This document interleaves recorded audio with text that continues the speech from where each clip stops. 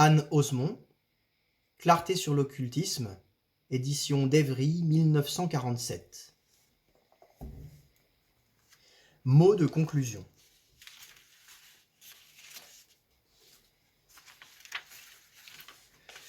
Mon dessein, en écrivant ce petit livre, n'a pas été de dévoiler à ceux qui ne sont pas encore préparés plus de secrets que je ne puis et ne dois le faire.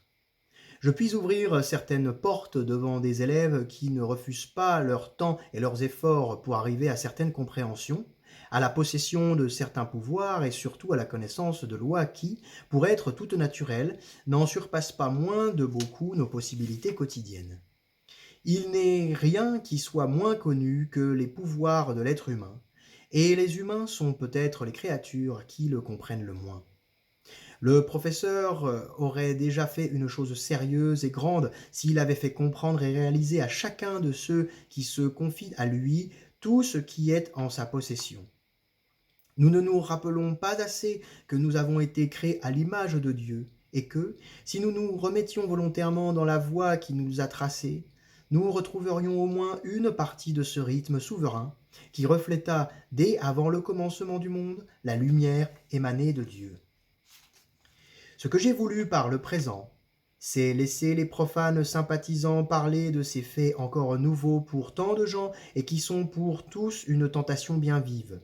C'est leur faire comprendre qu'ils doivent en parler avec compréhension, sinon avec compétence, et chercher à se servir des mots les plus simples pour décrire des faits qui le sont aussi, encore qu'ils ne leur paraissent pas tels.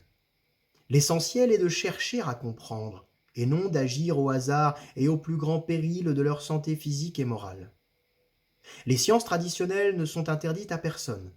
Le seul danger est de se jeter dans l'expérimentation sans savoir à quoi l'on s'expose, car le danger est réel et grave.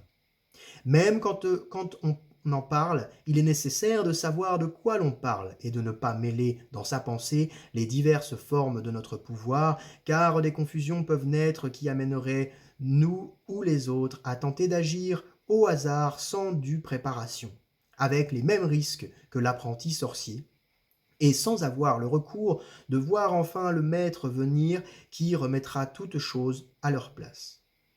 Même le simple spiritisme peut avoir des conséquences désastreuses. J'en ai trop vu, et soigné les suites pour ne pas le déconseiller à ceux qui veulent expérimenter tout seuls, sans personne pour les diriger.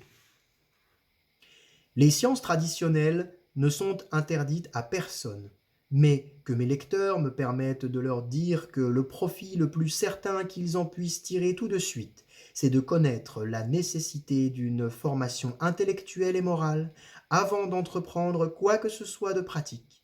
C'est aussi de savoir que la première phase de l'initiation, c'est la catharsis ou la purification. S'ils se contentent d'une connaissance l'ivresse et d'une amélioration de leur vie animique, ils auront au moins gagné la certitude d'être, dès ce monde, purifiés et prêts à monter aux étoiles. Anne Osmond.